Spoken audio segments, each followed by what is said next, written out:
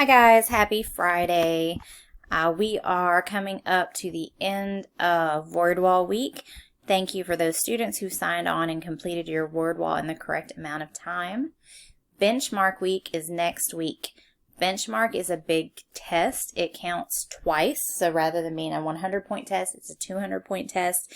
It's not something that you can retake, and you must take it on the day assigned. I've been lenient with you on some things this first 9 weeks, but for benchmark, that's not going to happen. So your benchmark is on Monday.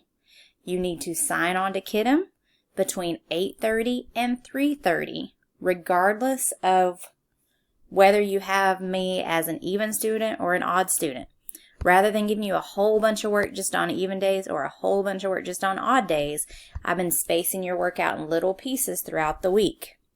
Most things I give you until Friday to complete them, but tests must be done on the assigned day. If you do not take your benchmark on Monday, you will receive a 0. You must take it on Monday. That being said, it's time to go ahead and do the benchmark review. So I hope that you worked on this on your own and that you have your answers in front of you. If not, you probably want to go ahead and get those out as we go over it. So, on what axis do you find the independent quantity? The independent quantity is always on the x-axis, which means the dependent quantity is always on the y-axis. Number 3, identify the independent and dependent quantity of the scenario. The population of green sea turtles is decreasing at a rate of 30% per year. Remember that when we first learned independent and dependent, I told you to start by asking yourself, is there time? Yes, there is. Time in years. So that's going to be independent. Remember, time is almost always independent. And then I asked myself, what depends on those years? The population of sea turtles. Remember, the independent and dependent is not about the numbers. Number 4, Ms. Contento is driving to work at an average speed of 60 miles per hour. Again, I asked myself, do I have time? Yes, I do. Hours. What depends on those hours? The miles. The common misconception here is to say speed. Your speed has nothing to do with the time that you're driving. Your speed has to do with how hard you put your foot down on the gas. Okay? But how far you drive, how many miles you drive, that does depend on how many hours you're driving. Number 5, Mrs. Manley saves $10,000 to help pay for her master's degree. She must pay $300 per month towards her student loans. Which graph corresponds to this scenario? So I'm starting with $10,000, which means I'm going to start up high, and then I'm going to decrease because I'm having to pay $300 each month. This means we can get rid of graph 2 because it starts at 0. Now I'm down to graph 1 and graph 3. The key here is $300 per month. I'm paying the same amount. Another word for same is constant. So I need graph 1 because graph 1 is constant. Graph 3 is an exponential graph, which is not constant. And it would mean that I start out paying an amount and then that amount's going to change over time. Usually with exponential, that's when we see words like double, triple, half, and so on. All right, on to section EQ2 and EQ3, functions and domain and range. We put these together because this is how they're normally tested on T&Ready, is together. So number 6, is the graph to the right discrete or continuous? It is discrete because it is dotted. It is individual points. Is the graph to the right a function? Yes, it is. Why or why not? It passes the vertical line test. If I draw vertical lines down through these points, I'm only touching each point one time. Okay? If it was like this and I had more dots, it would not be a function. What is the domain of the graph to the right? Remember that for a discrete graph, when we do domain, we list it from least to greatest. Okay, So you can still go left to right just like you do on a continuous graph. So this is my leftmost point, and that matches up to 1. This is my next point, which matches up to 2, because remember domain is the x-axis. 3, 4, 5, and 6. Okay, what's the range of the graph to the right? So now we're looking at range, so I'm going to switch colors. So range goes from lowest to highest. So here's my lowest point at -1. Then I move up to 0, 1, 2, 3, and 6.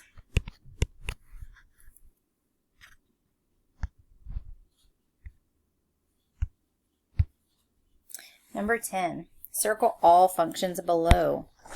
Only B is a function. A is not a function because 0 has 2 outputs. We have 0, -1, 0, 0. If 0 is your boyfriend or girlfriend, you wouldn't be very happy with him or her because he or she is 2-timing you. Not a function. C does not pass the vertical line test. I'm hitting 1, 2 points. C is out.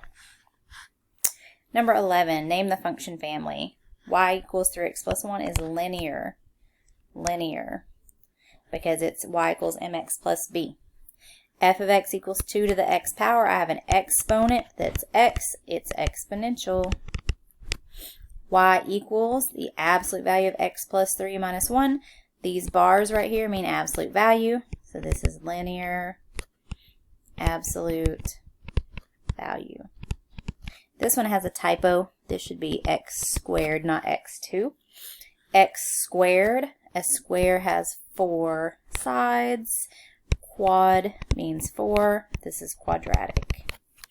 And then multiple pieces is piecewise. I'm going fairly quickly to try to get through this, so make sure that if you need to watch it more than once, that you do. You pause, rewind, go back, whatever you need to do to help you. Right, 13, does the graph to the right have a maximum or a minimum? A maximum, it's right here. A maximum is like the hilltop. Is it increasing, decreasing, or both? It is both. I'm increasing to the top of the hill, decreasing back down. What are the x-intercepts? X-intercepts are where I touch the x-axis. That's here at 1 and here at -3. Y-intercepts, it's where I touch the y-axis. That's +6.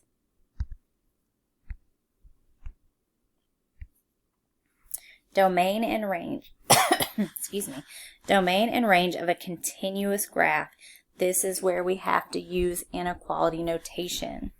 So my domain is going to be my leftmost point, which is right there, to my rightmost point, which is right here. So my leftmost point, so remember domain is the x-axis, so that leftmost point right there, that's matching up to 0 on the x-axis. It's closed, okay? An open circle looks like number 18. So that's a closed circle, so we use less than or equal to when it's closed. It's domain, so I choose x. And then my rightmost point is an arrow. Arrows going to the right go to positive infinity. We can never be equal to infinity. Remember, we use less than or equal to for closed, less than for open, and arrows. Range, my lowest point is right here. So an arrow that's going down to -infinity, less than y. My highest point is here. An arrow that's going up to positive infinity. Or I can say all real numbers. Number 18. My leftmost point is right here, and my rightmost is right here. So my domain is inside those blue lines. That leftmost point on the x-axis is at -2, and you notice open circle, so less than x. +2 on the right side, and that's the closed part of the graph, so less than or equal to. Range, my lowest point is here at -2. That's an open circle, so I'm less than y. And then my highest point is at 2, and it's also an open circle. Negative 2 is less than y is less than 2.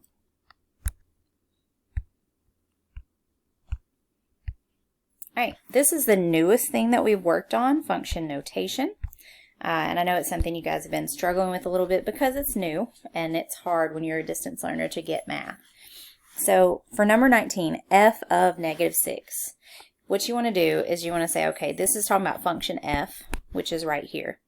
When I look at function f, what is in parentheses? In parentheses is an x. That tells me everywhere there's an x, I'm going to replace it with negative 6 because that's what's in parentheses here. So when I solve this equation, I'm going to rewrite the whole thing. F of, instead of x, I say negative 6 equals. That's like saying y equals.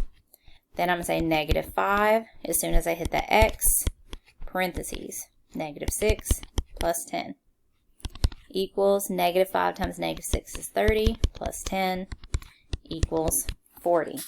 Again, feel free to use a calculator. I recommend Desmo's Test Mode. The scientific calculator, once you get it downloaded, you can put in the parentheses. You can type all this in right here, that whole thing right there, and it will solve it for you. Number 20. So this time, g of 3, so I'm going to go up to g, and in place of x, I'm going to put 3. So g of 3 equals, parentheses because I hit an x, squared minus 7. 3 squared is 9, minus 7 is 2. For 21, it's telling me to find f of negative 6. Hey, I already did. Look right here, f of negative 6 is 40. Then it says minus g of 3. I've already found g of 3. It's 2. So 40 minus 2 equals 38.